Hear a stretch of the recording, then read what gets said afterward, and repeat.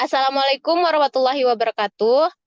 Di sini kami akan mempresentasikan eh, yang berjudul Aplikasi Senyawa Organologam untuk Sensor Kimia dan Biologi yang beranggotakan yaitu Adityo Aditya Pratama, Asti Alia Alfiani, Suci Sasi Ramadhani, Ahmad Faris Ihsan, dan saya Desta Stria Putri. Selanjutnya akan dijelaskan oleh teman saya.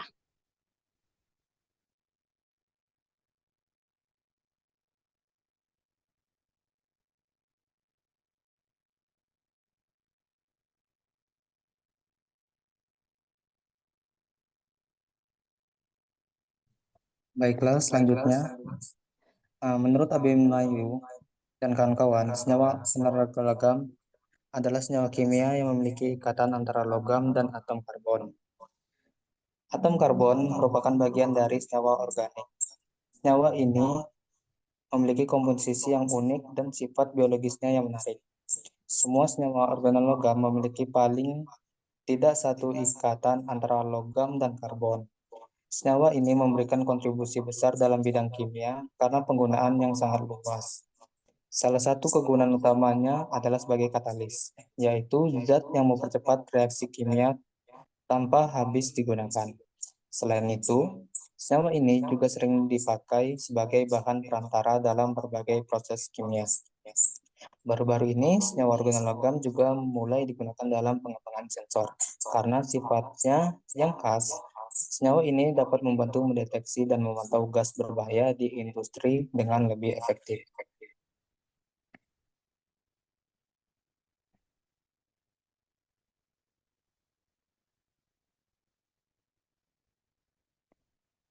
Baiklah, selanjutnya, adapun latar belakang dari makalah kami yaitu merkuri memiliki peran penting dalam lingkup kimia bioanalitik. Seperti jumlah aplikasi berbasis merkuri beragam ditemukan di seluruh literatur. Misalnya merkuri yang memiliki sifat elektronik untuk telah terbukti berguna dalam merancang metode pengujian tiol berbasis elektrokimia. Logam merkuri telah membantu karakterisasi mikroskop elektron dari protein dan telah dimasukkan ke dalam neon peptida dan kepingan protein. Baru-baru ini, sensor kimia dan fluoresen telah dibuat untuk mendeteksi merkuri dan spesies logam lainnya. Dan berbagai metode nanoteknologi telah muncul. Telah ada minat dalam mengembangkan antibodi anti-merkuri monoklonal untuk digunakan sebagai alat diagnostik yang mampu memberikan spesifikasi tinggi, murah, mudah digunakan dalam tes deteksi merkuri. Logam merkuri, garam merkuri, dan senyawa organomerkuri adalah racun di lingkungan dan ada terus-menerus, dan bahaya bagi kesehatan manusia, mamalia, dan sistem perairan. Meskipun kemajuan di teknik instrumental canggih mampu mendeteksi logam berat pada konsentrasi yang rendah.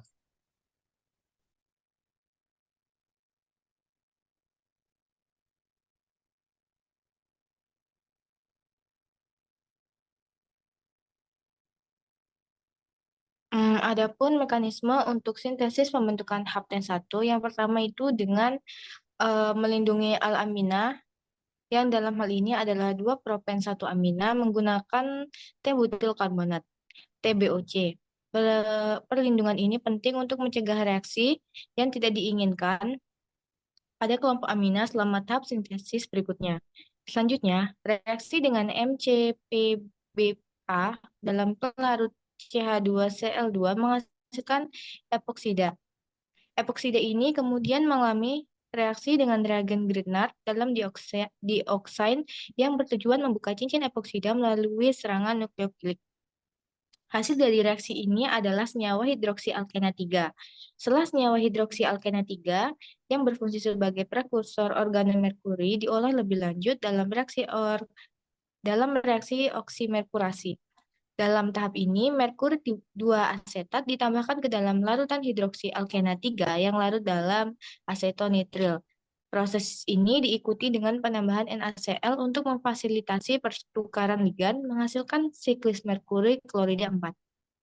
Akhirnya, Untuk menyelesaikan sintesis hapten 1, deproteksi dilakukan dengan menggunakan asam trifluoroasetat TFA yang menghilangkan kelompok perlindungan, menghasilkan amina bebas hapten organomerkuri 5. Sintesis ini menunjukkan pendekatan sistematis untuk menghasilkan hapten organomerkuri yang stabil dan dapat digunakan untuk pengembangan antibodi untuk mendeteksi merkuri.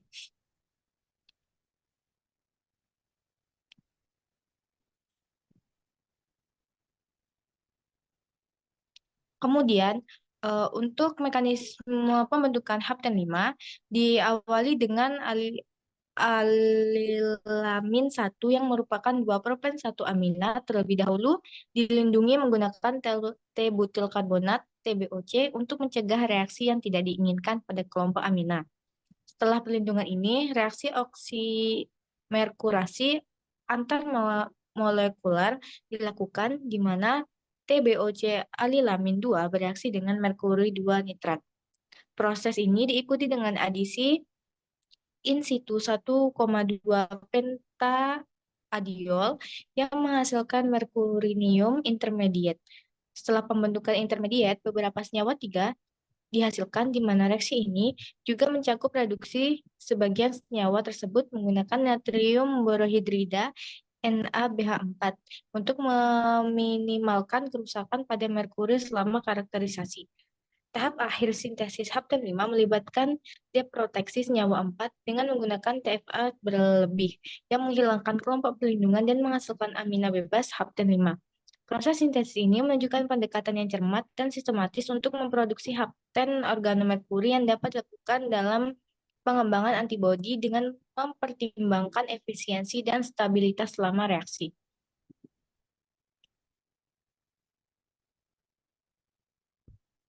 Baiklah, selanjutnya yaitu aplikasi dalam kimia sensor dan biologi, di mana tris 4 etil penil transbis triatil fosfen iodon platinum 2 amin adalah senyawa organologam yang digunakan dalam pengembangan sensor, khususnya dalam sensor optik dan elektrokimia. Senyawa ini adalah sebuah kompleks logam organoplatina di mana ion platinum akan terikat dengan 2 grup triatil fosfin dan 1 ion iodin serta gugus etinil fenil atau etinil yang terikat pada cincin fenil. Nah, senyawa ini dipersiapkan untuk melalui reaksi kimia tertentu dan digunakan dalam aplikasi sensor untuk mendeteksi bahan kimia atau molekul tertentu dalam lingkungan. Nah, senyawa tersebut juga digunakan sebagai indikator dalam sensor yang menghasilkan sinyal optik yang dapat diukur, seperti perubahan dalam absorpsi atau emisi pada panjang gelombang tertentu. Dan juga berikut merupakan mekanisme reaksi pada sintesis senyawa ini dimulai dengan brominasi. Tripetilamin menggunakan bromin dalam larutan asam asetat akan menghasilkan 4 aksen 2 aksen tribromo N-tripphenilamin. Senyawa ini kemudian mengalami reaksi coupling sonogasira dengan triatil silisetilamin menggunakan katalis palladium dan basa trietilamina yang menggantikan atom brom dengan gugus trimetil etinil pada cincin fenil. Selanjutnya gugus trimetilsilin dihilangkan melalui reaksi hidrolisis basa dengan natrium karbonat dalam metanol dan akan menghasilkan 4,4 aksen 1 dan 4 aksen 2 trietilyl N,NN triphetilamin. Produk ini kemudian bereaksi dengan kompleks platina trans, di mana gugus etinil pada cincin fenil berkoordinasi dengan atom platina, membentuk kompleks organologam dengan iodida sebagai ligan. Akhirnya ligan iodida pada kompleks ini digantikan dengan ion nitrat melalui reaksi substitusi menggunakan perak nitrat, menghasilkan senyawa target dengan gugus nitrat sebagai ligan.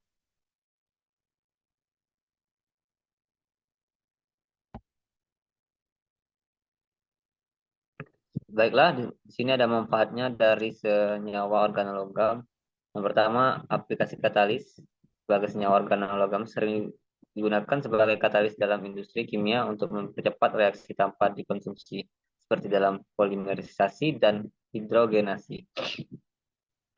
Yang kedua ada biosensor dan diagnostik. Senyawa organologam ini digunakan dalam perkembangan biosensor untuk mendeteksi bahan kimia, logam berat, dan biomolekul. Contohnya adalah penggunaan dalam diagnosis medis dan pengawasan lingkungan. Pengembangan obat. Beberapa senyawa organologam memiliki aktivitas biologi yang kuat dan digunakan dalam pengembangan obat untuk terapi kanker dan penyakit lainnya. Dan yang terakhir ada material canggih. Senyawa organologam digunakan dalam pengembangan bahan canggih seperti OLED, baterai, dan sensor berbasis cahaya. Selanjutnya,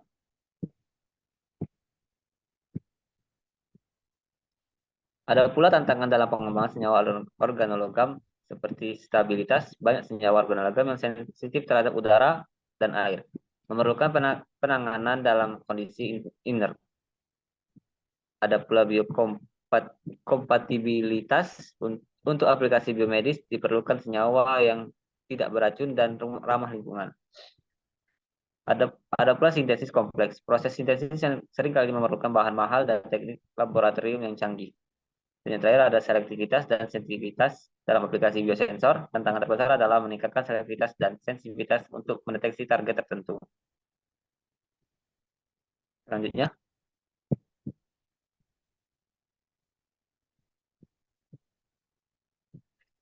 dan ada pula prospek pekerjaan di bidang senyawa organologam ini. Yang pertama dari riset dan pengembangan untuk mengembangkan katalis baru dan bahan canggih serta biosensor. Di dalam industri farmasi, sintesis obat dan pengembangan terapi berbasis logam.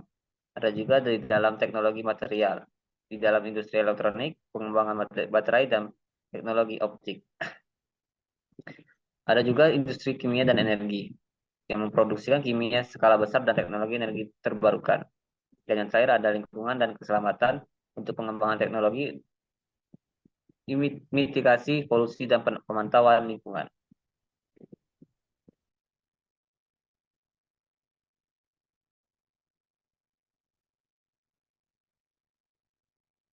Adapun kesimpulan dari presentasi kami yaitu sintesis hepten organomerkuri dilakukan dengan reaksi oksimerkurasi yang hasilnya dikonjugasikan ke protein dengan tujuan menghasilkan antibodi yang mampu mengikat baik logam Hg2 maupun bentuk organologam merkuri di berbagai media sampel. Strategi secara keseluruhan adalah dengan melakukan reaksi oksimerkurasi intramolekul untuk mensintesis struktur sederhana, tapi kuat secara kimia. Hepten organomerkuri yang mudah terikat kovalen pada protein karier melalui amina yang ada.